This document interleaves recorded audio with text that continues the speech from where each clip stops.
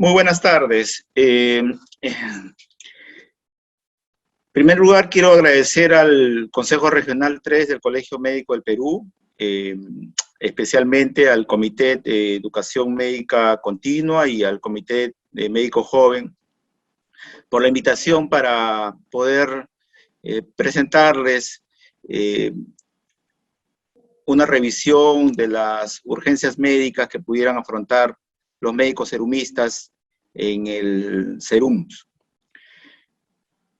Quiero manifestarles de que mi ponencia no trata de ser una clase magistral, muy por el contrario, trata de hacer énfasis en los tips y manejos que pudieran ser de ayuda en el primer nivel de atención. Antes que todo, quiero hablar algo de las consideraciones generales para que enfrenta el médico en el primer nivel de atención, específicamente en el tema del SERUMS.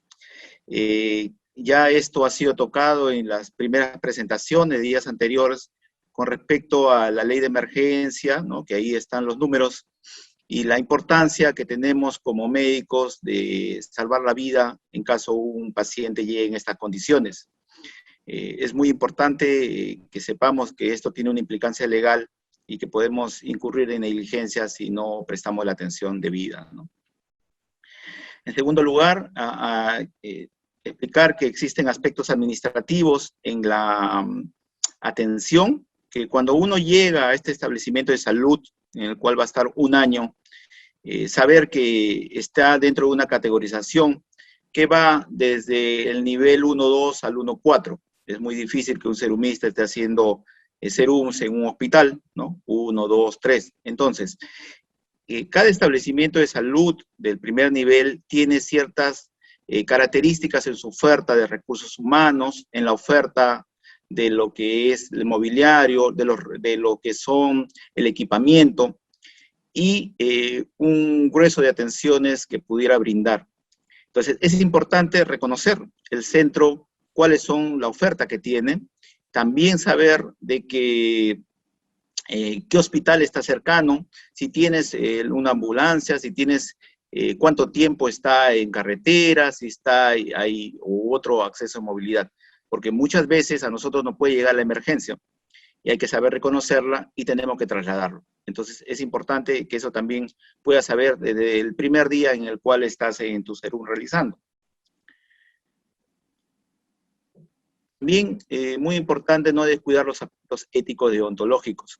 Lo más importante en cuanto a nuestros principios es que la autonomía del paciente. El paciente es dueño de su cuerpo, es dueño de la decisión de que pudiera tomar en cuanto a su salud y por eso existe el consentimiento informado. Recordar que los médicos no tenemos que hacer daño, es el principio, el primum non nocere. Entonces es importante en cuanto al exceso que pudiéramos tener en el tema de los manejos. Importante también que hay que darle lo máximo, ¿no? Y es por eso que debemos tener la mayor capacidad, la mayor capacitación, el trabajar con medicina basada en evidencias, y es por eso que hay que darse el máximo beneficio a los pacientes. Por eso estos cursos de capacitación nos van a ayudar también para tener las mejores herramientas en cuanto a la atención a los pacientes. Y finalmente, no olvidar que la justicia es un principio que subyace a toda la población y es importante tampoco hacer daño a otros, ¿no?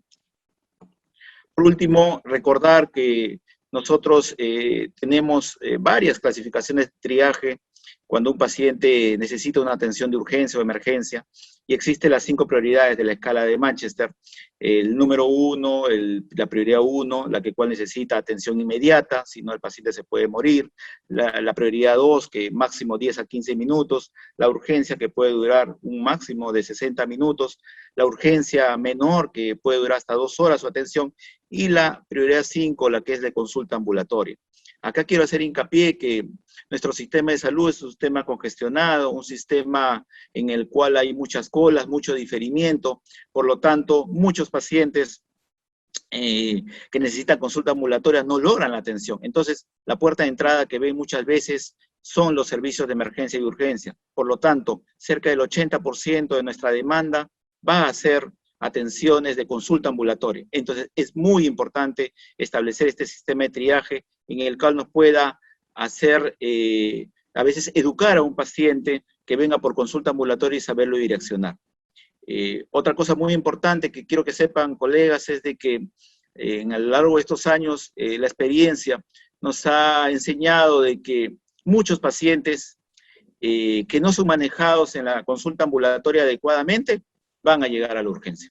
Entonces, si ustedes tienen su clínica bien definida, la medicina basada en evidencias bien adecuada, yo estoy seguro que menos pacientes van a llegar a la urgencia y emergencia. Y más bien, si sabemos manejar integralmente al paciente, teniendo buena comunicación, haciendo un enfoque biopsicosocial, es probablemente muy importante que el médico pueda evitar o disminuir las urgencias y emergencias. Muy bien, iba a hablarle de 9 patologías que considero importantes, que son las más frecuentes. Va a ser imposible poder de repente terminar incluso esta presentación porque en 50 minutos es un poco difícil establecer lo más importante de estas 9 enfermedades, ¿no?, que se manifiestan muy frecuentemente en la urgencia y emergencia.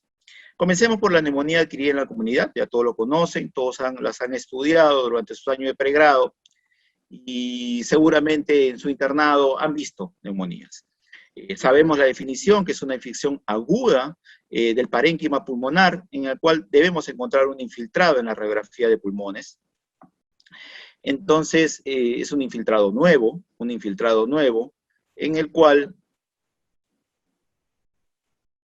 el cual debemos diferenciar si esta neumonía es de tipo atípica, típica o viral. Lo más frecuente son las neumonías típicas y atípicas. Las virales son menos frecuentes, a diferencia de los pediátricos, ¿no?, donde lo más frecuente es la viral.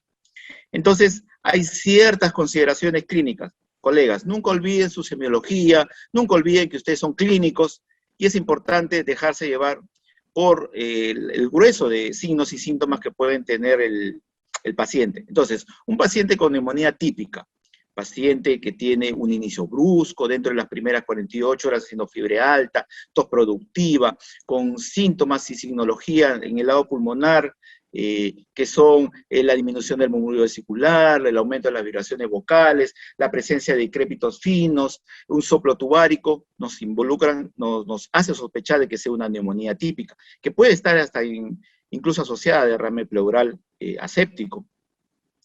En cambio, una neumonía atípica, aquel paciente que no es de inicio brusco, que se instaura en el lapso de días, semanas, que no coge una fiebre tan alta, es subfebril, con tos no productiva, que no se manifiesta mucho a nivel de la parte pulmonar, con signología, y que incluso en la placa radiográfica solo puede mostrar un patrón intersticial, en algunos le llamamos incluso disociación clínica radiológica, ¿no?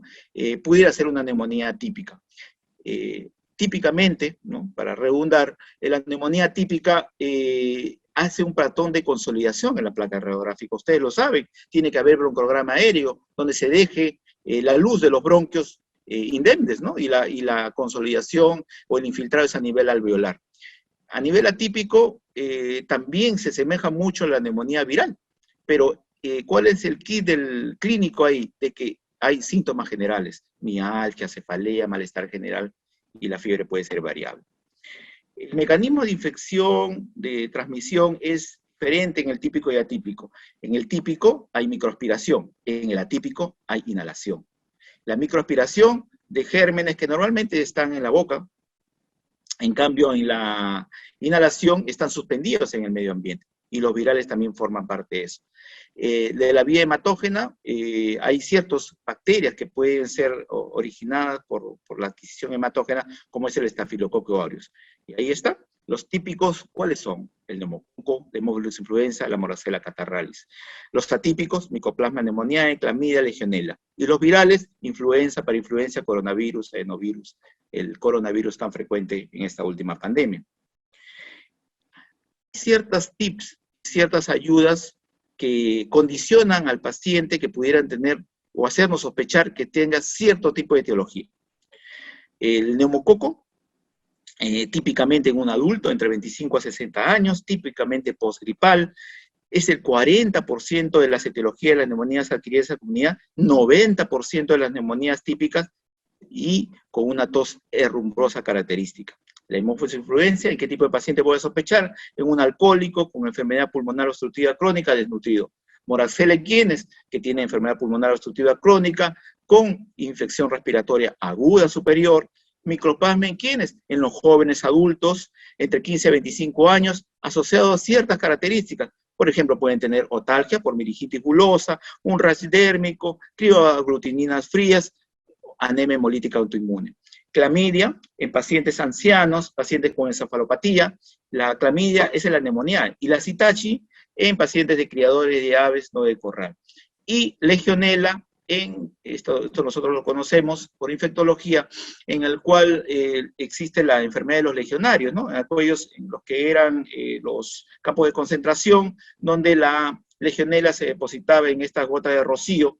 ¿En dónde lo vamos a encontrar en nuestro medio? Básicamente en los trabajadores de aire acondicionado y que típicamente vienen con bradicardia y hematuria. Muchas veces la clínica nos puede ayudar bastante y la radiografía nos va a ayudar un poco, muy útil para poder demostrar el patrón consolidativo o de patrón intersticial. La tomografía pulmonar sigue siendo el gold estándar. El hemograma nos ayuda. Los hemocultivos no son tanta ayuda, más o menos un 20 a 30% pueden ser positivos. En otros países usan mucho el GRAM. Ustedes saben que para que un GRAM sea de utilidad tiene que ser menos de 10 células epiteliales y más de 25 polimorfonucleares. A veces pueden haber pruebas inmunológicas, pero lo más importante acá en Perú, señores, es la clínica. Entonces, tenemos un paciente con clínica de neumonía, que tenemos la placa positiva. Muy bien, ¿qué vamos a hacer? Lo primero que tendríamos que evaluar sería ver la saturación de oxígeno. Si es menos del 92%, el paciente no tolera la vía oral, no cumple el tratamiento, tiene una enfermedad mental, es drogadicto o tiene un deterioro cognitivo de la función esencial, si cumple con estas características, es probable que este paciente tenga que ser hospitalizado. Si no los cumple, igualmente tendríamos que evaluar con una prueba. ¿Cuál es la prueba que usan los americanos? El PUL 65, la prueba que usan, los europeos, el PCI lo usan los americanos. Son unos índices que nos ayudan a nosotros poder valorar si existe el riesgo, no de este paciente tenga mortalidad, y es un score pronóstico. Entonces, el PUL 65, que lo deben haber escuchado ustedes, involucra varios parámetros, están las iniciales de lo que es la confusión, la urea, el patrón respiratorio, la frecuencia respiratoria, la presión sanguínea y la edad. Entonces, de acuerdo al valor, ¿no? Podemos tener, ¿cómo se llama? Score entre 0,1, 2 o 3. Entonces, si el paciente está entre 0,1, el manejo puede ser ambulatorio. Si está entre 2, hospitalario. Si es de 3 a más, grave. Entonces, si nosotros tenemos un paciente que probablemente su score es para manejo ambulatorio, no queda ahí todavía. Hay que pensar en algo más. Eso más es evaluar si tiene factores de riesgo para hacer resistencia, ¿no? El neumococo, con el uso indiscriminado de antibióticos, poco a poco se ha ido haciendo resistente. Entonces, si el paciente tiene más de 65 años, ha usado antibióticos en los últimos 90 días, es paciente alcohólico, tiene comorbilidades crónicas como el diabético, insuficiencia renal crónica, insuficiencia cardíaca o cirrosis, o tiene una enfermedad inmunosupresora por un cáncer, un VIH, hay que sospechar que tiene resistencia. Entonces el manejo ambulatorio va a ser diferente. ¿Cuál es el manejo? El manejo es como el tratamiento ambulatorio en un paciente que no tiene factores de riesgo para resistencia es macrólidos, acitromicina, claritromicina, ¿no? O alternativamente doxiciclina. Pero si ya el paciente tiene factores de resistencia, hay que añadir un beta-lactámico. ¿Cuál es el beta-lactámico de elección? La ceftriaxona. Entonces podríamos añadir cetrazone con una citromicina. Ya existen las presentaciones de cetrazone y pueden aplicarse, nuestra norma técnica nacional nos dice que podamos usar cetrazone en forma ambulatoria, por vía intramuscular, y es el mismo manejo que se hace cuando un paciente tiene ya manejo hospitalario. Ya cuando el paciente tenga sospecha de pseudomonas o un estafilococo aureus, ¿no? Una neumonía intrahospitalaria, ya podemos usar cefepime o vancomicina. Acá están los criterios de UCI, ¿no? Tiene que cumplir 3 criterios, ¿no? Para que pueda entrar a UCI. Entonces ya uno va viendo estos criterios, entonces ya tiene que estar pensando de que este paciente no lo vas a manejar en la comunidad, no lo vas a manejar en tu centro de salud, tiene que ser mínimo un hospital y un hospital que tenga UCI. Finalmente, las complicaciones que pueden ocurrir van desde atelectasia, el derrame pleural, que es muy frecuente específicamente en el neumococo, las complicaciones que pueden producirse si un paciente, ¿qué pasa si iniciamos tratamiento antibiótico en forma ambulatoria y a las 72 horas no hay mejores parámetros clínicos? Hay que sospechar de que pueda tener una complicación, es decir, que ese derrame se infectó, empiema, o que pueda tener un absceso pulmonar, y eso va a ser un manejo netamente hospitalario. Una neumonía de especial consideración es la neumonía aspirativa en pacientes alcohólicos que tienen un trastorno del sensorio, un paciente con TEC, un paciente con coma, un paciente con shock, puede tener riesgo de aspirarse. Entonces, en ese lado, en ese contexto, ya la etiología puede ser de un anaerobio. Entonces, el mejor medicamento para anaerobios es clindamicina, ¿no? Y hay que usar la clindamicina asociado al beta-lactámico, pues hace ampisulbactam. Típicamente estas neumonías que son aspirativas ocurren en el lado derecho, pulmonar, en el lóbulo inferior, en el segmento apical, los gérmenes que más cavitan, es decir, los que producen más abscesos, son más destructivos, son los anaerobios, en primer lugar, el estafilococo aureus y la pseudomonas. Muy bien. Y eso es lo que quería explicarles un poco el tema de neumonía. Sé que en días anteriores se han hablado un poco de la neumonía COVID, tan frecuente en esta pandemia, ¿no? Ustedes saben mucho más que yo de repente sobre la fisiopatología que ya se conoce, el periodo clínico, los parámetros clínicos que uno está considerando. Los síntomas tanto respiratorios como digestivos, los factores de riesgo para hacer un COVID severo, la utilidad de la placa o las imágenes, sobre todo la tomografía pulmonar, y el manejo.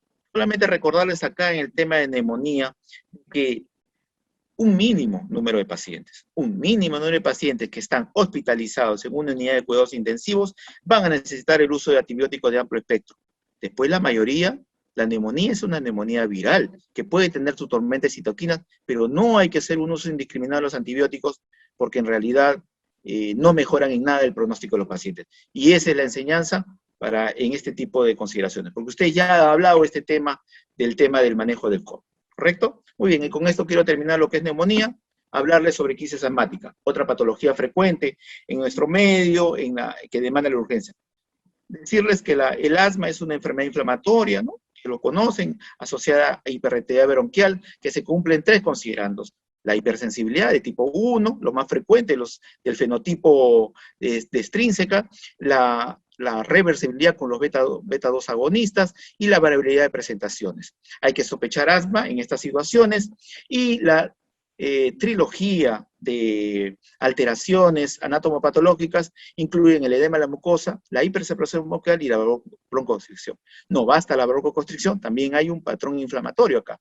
Aquí están los tipos más frecuentes de asma, el asma extrínseca, que casi el 90% que empieza de la niñez, básicamente es encadenado por el ácaro del polvo, el dermatofagoide, que tiene una inmunidad celular respuesta mediada por IgG y mastocitos, y donde la histamina viene a ser el factor que produce la broncoconstricción. El asma extrínseca, que uno la sospecha, el asma del adulto, que no está asociado a algún antígeno específico, hay mediadores de la interleuquina 3 y 5, y que a veces lo descubrimos cuando el asma es refractario y que produce mayor mortalidad. Ya el GINA, nos ha indicado que existen otros patrones fenotípicos y que a veces tienen que ser manejados con anticuerpos monoclonales y otros medicamentos que están en estudio. Solamente hacerle recordar los efectos que pueden haber con respecto a los medicamentos que se usan para el asma. El agonista beta-2 adrenérgico de acción corta, ¿no? Su efecto más frecuente es el tremor, lo más característico es la taquicardia, pueden haber alteraciones a nivel metabólico, es de elección porque su inicio de acción es bastante rápido, ¿no? Ahí tenemos el salbutamol, el fenoterol, los LABA, que son el formoterol, que son de acción prolongada, los corticoides inhalatorios que se han vuelto en la piedra angular de tratamiento. Ya el GINA lo indica que esto se debe usar desde el paso 1, es decir, en el asma intermitente y para todo tipo de asma. Que su efecto más frecuente es la disfonía, y sin embargo el más característico es la candidiasis orofaringe, ¿no? La fluticasona y la betametasona.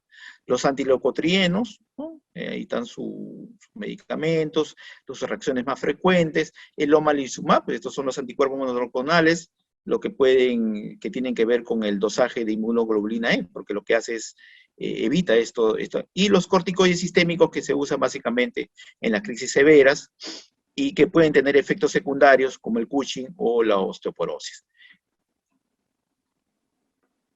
Entonces, cuando tengamos un asma agudo, ¿no?, en la urgencia, tenemos que calificarlo. ¿Es leve, es moderado, es severo,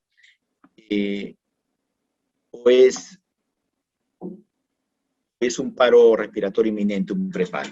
Entonces, hay ciertas características clínicas que no deben hacer llamar la atención. En el leve, prácticamente todo está normal, el paciente puede hablar normal, un poco de sibilantes expiratorios, y nada más. En el paciente moderado ya tenemos ruidos de sibilantes expiratorios, el paciente ya puede armar frases completas, ya no tanto oraciones, la saturación todavía no está alterada, hay un poco de taquicardia, de taquimia, y puede haber la presencia de pulso paradojal, ¿no? Ustedes saben, pulso paradojal, lo que se produce, la disminución del pulso a la inspiración profunda, pero solamente llega hasta 5 a 10 milímetros. En esos casos, ¿qué hay que hacer? Broncodilatación leve, el SABA, cuestión de tu salbutamol, 2 a 4 puff, hacerlo cada 10 minutos y reevaluar al paciente. Puedes añadir un otro hipertropio. Y si el paciente responde adecuadamente, le das de alta con dosis de prednisona que pueden durar entre 3 a 5 días. Entonces, eso también es importante, enseñar al paciente de que muchas crisis leves lo puede manejar el propio paciente. Ya no estamos en esta epidemia nebulizando a los pacientes. Y a veces los pacientes se han acostumbrado a que constantemente los nebulicen. Y saben muy bien que los broncodilatadores por vía inhalatoria son semejantes o iguales. Entonces, es importante que el paciente lo eduques para que pueda no llegar y congestionar tu emergencia. Lo otro importante es de que si ya el paciente tiene alteraciones de sus signos vitales, frecuencia mayor de 120, respiratoria más de 30, el paciente está saturando, tiene hipoxemia menos de 90, el paciente ya tiene un pulso paradojal entre 10 a 20, y hay ruidos respiratorios alejados, pero el paciente aún está consciente, hablemos de una crisis severa. Si el paciente tiene un tórax silente, un paciente no puede hablar, es un paciente que ya incluso está haciendo bradicardia, que ya está acumulando CO2, es decir, ya no hay esa respuesta, ese apoyo, y el pulso paradojal desapareció, es probable que este paciente ya esté entrando en un paro inminente y necesite otras medidas muy importantes. Entonces, ¿cómo manejar cuando un paciente está en crisis severa? Una broncodilatación intensa, en el cual ya el SABA hay que añadirlo con el bromuro hipratropio, y añadir necesariamente corticoides sistémicos, añadir lo que es la hidrocortisona, la metilprednisolona, de elección en la actualidad es la metilprednisolona, porque tiene un efecto más potente, inmunosupresor, sin embargo consideramos que la hidrocortisona es lo más rápido. Si el paciente responde adecuadamente, alta y prednisona baja dosis. Si el paciente no responde, hay que añadir un nuevo medicamento que es el sulfato de magnesio, un estabilizador de membrana, como ustedes bien lo conocen, en el cual evita la degranulación, se puede usar hasta máximo dosis por vía endovenosa. Si el paciente no responde, tenemos una alternativa todavía, que es usar la aminofilina, pero con mucho cuidado, porque este medicamento, un inhibidor de fosfodiesterasa, que aumenta el MP cíclico, puede ser cardiotóxico y puede producir convulsiones. Por lo tanto, hay que ver el historial si ha sido usado con éxito antes y tener mucho cuidado. Si el paciente responde al sulfato de magnesio, alta con prednisona. Si el paciente no responde y no hay mucho riesgo de usar aminofilina, el paciente es un paciente refractario y definitivamente necesita UCI y ventilador mecánico. Mientras llegue al establecimiento, usar la adrenalina hasta por 3 veces. Entonces, ese es el esquema de manejo del paciente asmático. Solamente hacerles recordar que ya se ha demostrado que el uso de corticoides inhalatorios en el paciente del asma crónico es muy importante usarlo desde el asma intermitente porque va a evitar que el paciente, cuando realmente haga crisis, responda adecuadamente al beta-2 agonista. Cuando el paciente no usa corticoides inhalatorios, muchas veces se vuelve refractario o demora mucho en salir de la crisis. Muy bien, eso es lo que quería hablarle con respecto a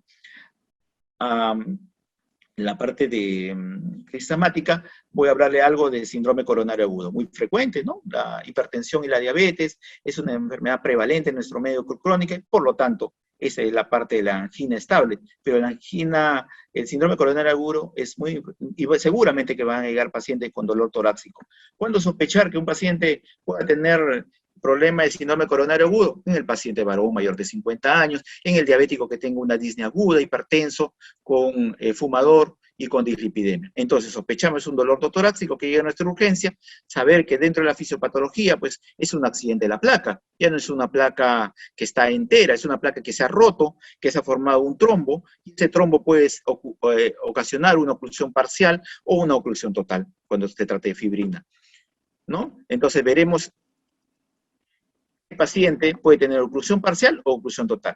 Si es una oclusión parcial, hay dos condiciones y que tienen un manejo determinado. Si una oclusión total es una condición en la cual también van a tener un manejo diferente. Entonces, manejo inicial de nuestro paciente con dolor torácico, nunca se olviden, siempre va a ser el ABC, siempre va a ser los analgésicos, la nitroglicerina, sublingual, endovenosa, si no responde la morfina, el uso de antiplaquetarios, aspirina, clopidogrel en dosis más alta de 300 miligramos, estatinas, ¿no? Que ya se sabe su efecto pleiotrópico, que tiene más allá del efecto de bajar los lípidos, los beta bloqueadores, y solamente usar oxígeno cuando está menos de 90%.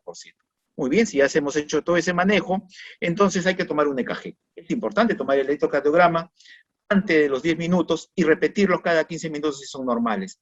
Y también las enzimas, que son los biomarcadores, que si son normales hay que tomarlo cada 12 horas. Muy bien, sabemos que la mejor enzima de todas es la troponina, sabemos que para un reinfarto debemos usar un CPK, y sabemos que por cuestiones académicas la mioglobinina es la primera en aparecer. Entonces la troponina es la mejor porque es la más sensible, la más específica, aparece más temprano y se queda mucho tiempo, ¿no? Hasta 7 a 10 días. Entonces, si tenemos un paciente que ya le hicimos el electrocardiograma, lo debemos calificar en dos formas. O es un paciente con ST elevado, o es un paciente que no tiene ST elevado. El paciente que no tiene ST elevado puede ser un EKG normal, puede ser que solamente tenga una onda T negativa, o pues solamente que tenga un infradesnivel. Todo eso nos califica con un ST no elevado. Y el ST elevado, como su nombre lo dice, está elevado en ese segmento. Muy bien, si el paciente tiene ST no elevado, puede ser dos condiciones, que las enzimas sean positivas o las enzimas sean negativas. Si el paciente tiene enzimas negativas, entonces hay que sospechar de una angina inestable. ¿Quiénes son los pacientes de angina inestable? Pacientes que angina presentan en reposo, que tienen una angina progresiva más allá de los 20 minutos. Recordemos que las anginas estables se resuelven antes de los 20 minutos, una angina de reciente debut, un paciente posinfartado o un paciente con angina pre-metal, una angina en lo cual hay una vasoconstricción en pacientes que usan cocaína. ¿Quiénes son los pacientes que tienen enzimas positivas con segmento no elevado? Son los famosos infartos no Q, infartos subendocárdicos, ¿no? Son los primeros en dañarse. Hay que aplicar la clasificación universal, esto usted lo conoce, ¿no? Son 5 tipos, las dos últimas asociadas a procedimientos quirúrgicos y las anteriores que son en forma espontánea. ¿Y cuál es el manejo? El manejo en este tipo de pacientes es muy similar en ambos, ¿no? Entonces, hay que anticoagular a este paciente, hay que añadir antiplaquetarios, ¿no? Aspirina más clopidogrel o ticagrelol, y hay que hacer una estratificación. Es muy importante estratificación TIMI, el cual son 7 parámetros de un score de riesgo, y que si te dice si esto es menor de 2, el paciente tiene buen pronóstico, el tratamiento es médico, continuar básicamente con la anticoagulación antiplaquetaria. Sin embargo, si este paciente es mayor o igual de 3, hay que pensar que es un paciente de alto riesgo, de mal pronóstico, y hay que buscar demostrar dónde está el vaso dañado y probablemente tiene que entrar a revascularización. Por otro lado, el paciente que tiene oclusión total, es el llamado, acá hay un error, no es infarto no Q, sino infarto Q, es un infarto transmural, es decir, toda la pared dañada que llega hasta el epicardio. Hay que sospechar, de acuerdo, estos tienen que tener conocimientos ustedes en el electrocardiograma para saber si el paciente, dónde está el supradesnivel. Está entre B1 y B4, ¿no? Es un anteroseptal, está afectado la descendente anterior, ¿no? Que es la coronaria izquierda, o está afectado el B5, el B6 o el D1 a BL, cara lateral, afectada la circunfleja, también rama de la coronaria izquierda, o es un infarto de cara inferior o cara diafragmática. O punta del corazón. Entonces, ahí está afectada la descendente posterior, rama de la coronaria derecha, afectación de 2, D3 y ABF. Y, muy importante este tip, buscar infradesnivel en B1 y B2. ¿Por qué? Porque esta es la imagen espejo de lo que puede ocurrir el supradesnivel en el B7 y B8. Y esto puede ser afección de la cara posterior. Si tenemos afección de la descendente posterior, que es la coronaria derecha, también podemos tener afección de la cara posterior. Entonces, hay que buscar. ¿Cuál es el manejo? Reperfusión. No revascularización, sino reperfusión añadido a los medicamentos ya que tenemos acá, ¿no? Máximo en las primeras 12 horas. A veces esto parece utópico, pensar de que tengamos unidades coronarias que puedan hacer un stent, una angioplastía coronaria transpercutánea antes de las 2 horas. Pero si las tienen, en buena hora, porque es el tratamiento de elección. También es de elección en el paciente inestable. Si no tenemos, o si demora, o si el paciente no contamos, podemos usar los fibrinolíticos, ¿no? Los antiactivadores de plasminógenos recombinantes, el arteplase, que deben usarse dentro de los primeros 30 minutos. Recordar que hay contraindicaciones para la fibrinolisis, están acá indicadas, y es importante de que nosotros tengamos que hacer para un infarto este tipo de manejos. El antiplaquetario cambia de acuerdo a si es stent o es fibrinolítico. Las complicaciones más frecuentes de un infarto son las complicaciones eléctricas. De lejos las más frecuentes son las extrasístoles, pero las más graves es la fibrilación ventricular, causa frecuente de infarto precoz. Causa frecuente de ICC mecánica es la causa de muerte tardía. Hay roturas de paredes ventriculares, puede haber taponamiento cardíaco, bueno, ustedes ya saben su teoría de Beck. La ruptura del tabique con soplo parasistólico y la pericarditis, las tempranas epistenocárdica y el síndrome de Dressler. Hay una clasificación pronóstica que es la llamada clínica radiológica de Killick, el 1 asintomático, el 2 crépitos, con infiltrado en bases, el número 3, el edema agudo pulmonar cardiogénico, la mortalidad de 50% con un índice de necrosis de más de 25 y el shock cardiogénico en el cual debemos usar inotrópicos si no funciona los dispositivos de asistencia ventricular, ¿no? La mortalidad del 90% y la necrosis más del 40%. Por último, la clasificación de Forrester es con criterios hemodinámicos, ¿no? Usamos el catéter SON-1 para ver la presión capilar pulmonar, y también el índice cardíaco para ver la relación entre gasto cardíaco y superficie corporal total, ¿no? Entonces, tenemos clasificación 1, asintomático, 2, donde tenemos mayor congestión pulmonar, ¿no? Porque el BCP está alto, 3, cuando tenemos un índice cardíaco bajo, y también tenemos una congestión mínima, o no hay congestión pulmonar, y 4, que es el cardiogénico, donde el índice cardíaco es bajo y la congestión también es acelerada. Muy bien, eso es lo que quería hablar un poco de lo que es síndrome coronario agudo. Vamos a hablar un poco de shock. Ustedes saben lo que es la definición de shock, está ahí están los estresores, las hormonas contrarreguladoras que surgen ante el estrés agudo y crónico, ¿no? Otro tipo de shock son distributivo, hipovolémico, cardiogénico y obstructivo.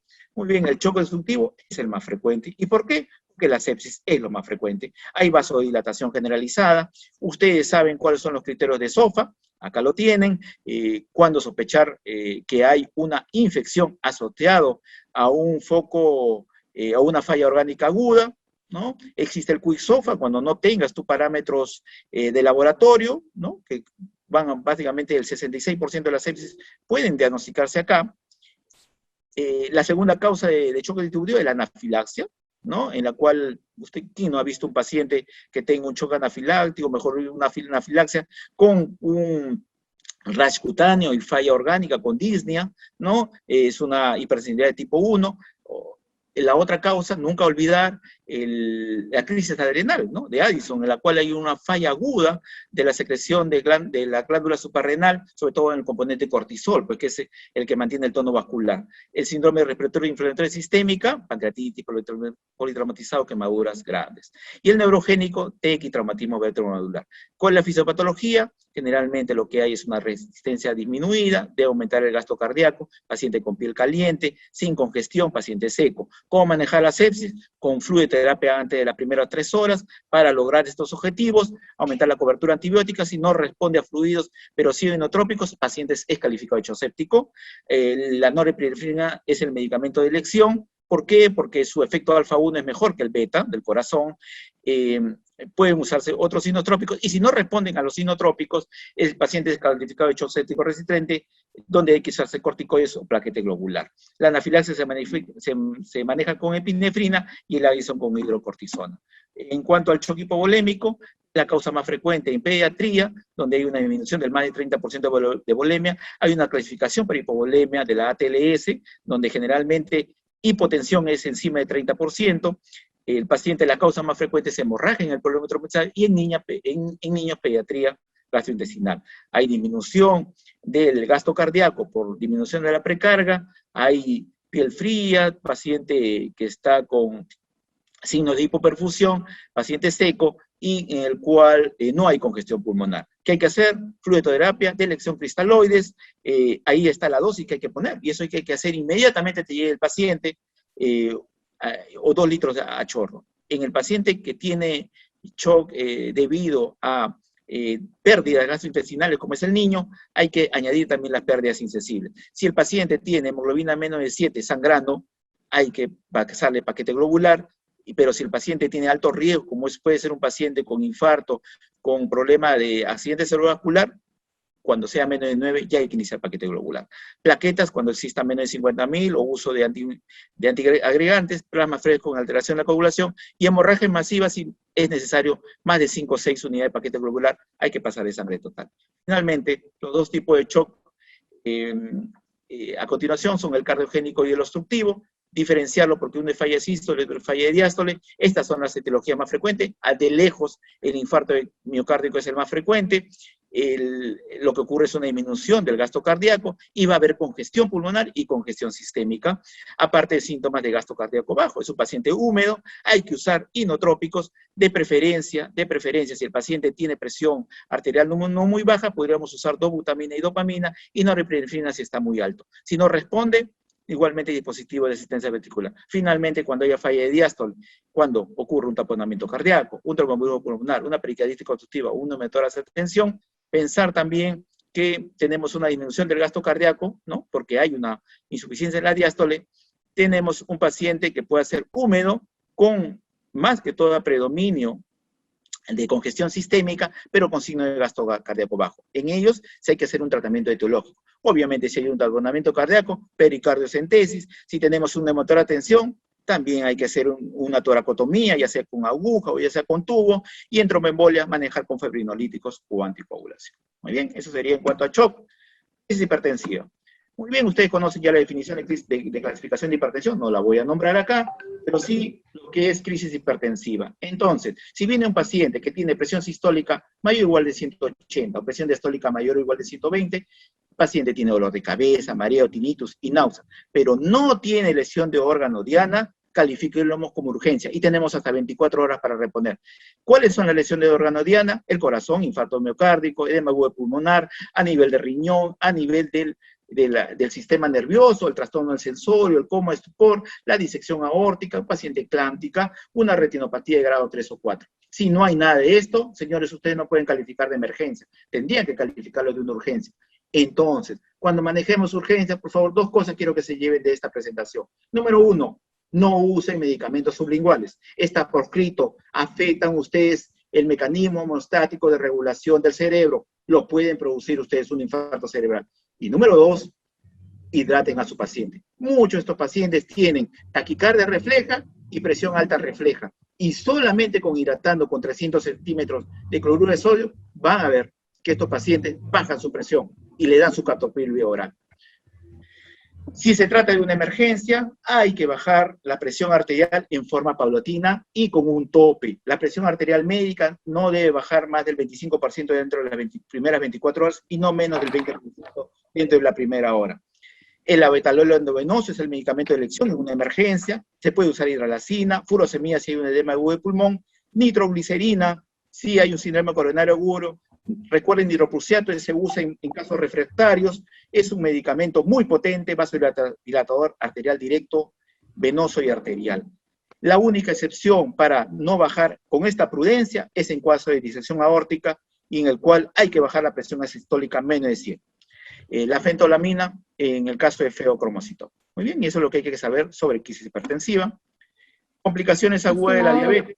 Tenemos un paciente que tiene alteraciones de la glucosa elevadas y te puede llegar a la emergencia a través de un coma o un trastorno del sensorio. Hay que pensar si es cetoacidosis diabética o es un coma hiperosmolar. Muy bien, lo más importante es la historia clínica. Nuevamente insisto, la historia clínica. Paciente agudo que se ha presentado entre las primeras 48 horas, que se descompensó por un problema agudo, un infarto, una isquemia, una sepsis, una ACV, y que llega con síntomas gastrointestinales, náuseas, vómitos y dolor abdominal con aliento a manzana. Entonces este paciente nos sospecha de una cetoacidosis.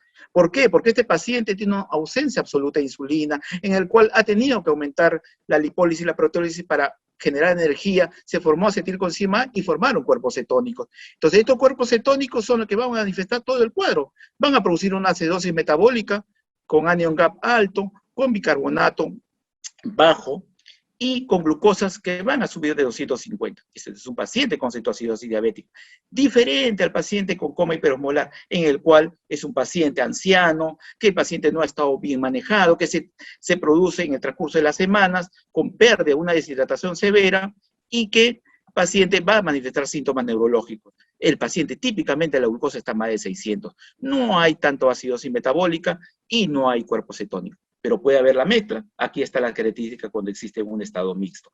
Lo más importante, ¿cómo deben manejar estos pacientes? Hidratación enérgica. Hidratación enérgica en el paciente con estado hiperosmolar, 1 litro en la primera hora, en el cetoacidótico 500, y a las primeras 2 horas debe mantener un gasto urinario más de 1 cc por kilo por hora. Solamente la consideración en el paciente hiperosmolar, que si están hipernatrémicos, hay que bajar la concentración de sodio al medio normal. Y medir el potasio sérico. Si está menos de 3.3, no uses insulina, porque la insulina, ¿qué va a hacer? Va a meter el potasio a la célula. Entonces, podemos producir una hipocalemia severa. Hay que darle 2 retos consecutivos, 2 retos, porque cada reto tiene 20 mil equivalentes de potasio. Si el paciente tiene 3.3 a 5.2, insulina en infusión, un reto de potasio. Si tiene más de 5.2, insulina sin miedo, y no darle reposición de potasio. Usar bicarbonato cuando la acidosis sea muy severa y el bicarbonato sea menos de 5. Muy bien, la hipoglicemia, creo que todos han visto un caso de hipoglicemia, solamente recordarle que hay la triada de Whipple, el hemoglobin menos de 60, en el diabético menos de 70, la clínica que tiene que ver con el sistema simpático y el sistema de hipoglicemia a nivel cerebral. Puede producir coma, convulsiones, puede producir síntomas simpáticos. Si tenemos esta clínica con el hemoglucotest y sospechamos de alguna causa, ya sea uso de medicamentos, que no ha comido, el paciente ha usado insulina o ha usado el famoso glidiabet, creyendo que ese es su manejo, hay que ponerle Destrosal 33, 4 a 6 ampollas, sin miedo, para recuperar y probablemente estos síntomas se reviertan. Luego dejarlo con Destrosal 10% y en casos refractarios usar otro. Intoxicaciones, muy importante. Acá hay 4 síndromes que son muy importantes. El simpático mimético, ¿no? Exceso del simpático. Diferenciarlo del anticolinérgico, en que este produce diaforesis y este produce una piel seca. Lo más frecuente acá es cocaína. Hay que hacer el soporte con medicamentos antihipertensivos, pero que no sean directos del corazón. Y en este caso, lo más frecuente son antimuscarínicos, antihistamínicos y antidepresivos tricíclicos, en el cual bicarbonato de sodio es lo más importante para evitar la arritmia, y fisostigmina y piridicimina también son de uso. En cuanto a colinérgicos, hay que pensar que es un aumento del parasimpático, lo más frecuente en nuestro medio, órganos fosforados, los insecticidas producen unión irreversible, los carbamatos producen unión reversible, los síntomas básicamente del parasimpático, el antídoto es la atropina, pero si este paciente no responde a atropina, probablemente sea órganos fosforados y hay que usar paralidoxima. El otro es la intoxicación por opioides, ¿no? En el aumento del tono mu, hay síntomas de pradina, hipotensión y hilio, típicamente son las que producen las miosis más pequeñas, las miosis menos de 2 milímetros, ¿no? Es la intoxicación por opioides, el antídoto es el naloxone dentro de las primeras 48 horas y el natroxone en las más de 48 horas. Muy bien, las intoxicaciones, ¿no? También como aspirina, hidrocarburos, los antídotos que pueden ser, y quiero terminar hablando sobre las cefaleas, el último tema. La cefalea es la consulta neurológica más frecuente que hay en la práctica neurológica, y hay que diferenciar cefaleas primarias y secundarias. Importante en la primaria, la cronopatología, tenemos los tipos de cefalea acá, y las cefaleas secundarias, que son muy importantes diagnosticar, porque se tratan muchas veces de una emergencia, ¿no? La cefalea de la hemorragia subaracnoidea es una cefalea súbita con hipertensión endocraniana que no focaliza y es meniquismo. La intracerebral es brusca, con hipertensión endocraniana, focaliza, no hay signos meningios. El ictus con cefalea, no hay hipertensión, focaliza en progresión, no hay signos meninges. El hematoma, siempre el antecedente de TEC para pensar en epidural, subdural. El Chihan, pues en una puérpera, y va a tener cefalea y que no va a lactar. El quiste coloide, que produce más que todo hipertensión postural. El de fosa posterior, que es la más peligrosa, porque puede producir papiledema y signos de enclavamiento. Y la encefalopatía hipertensiva, que ya lo había manifestado. Y hablarles un poco de la migraña. Bueno, la fisiopatología es toda esta. Si uno conoce muy bien la fisiopatología, probablemente aborde muy bien las migrañas. Voy a pasar de frente al manejo. Manejo, el tratamiento, los criterios diagnósticos también todos lo conocen. Lo más importante es el manejo. En una migraña leve, lo más importante es que esta responde a antiinflamatorios no esteroideos, cualquiera. Si no responde a antiinflamatorios, califiquemos de crisis moderada severa. Recordemos que las migrañas, esto no es la intensidad del dolor, esto se refiere a que responde o no antiinflamatorio. La intensidad del dolor siempre va a ser moderada severa, siempre va a ser incapacitante, siempre va a afectar las actividades de la vida diaria. Cuando tenemos moderados severos, hay que usar triptanos, vía oral del subatriptán, que es un agonista serotoninérgico, ¿no? El estado membranoso, si luego de 2 cursos de triptanos, un curso de AINES no responde, es decir, más de 72 horas, pensemos que hay que usar la vía parenteral. ¿Cuál es el cóctel para este estado migrañoso? Corticoides, benzodiazepinas, metoclopramida, ketorolaco, triptanos por vía parenteral.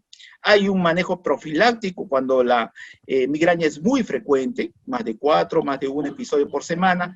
En orden es beta bloqueador, bloqueador del canal de calcio, amlodipino, antidepresivos tricíclicos y anticonvulsivantes. De elección, topiramato.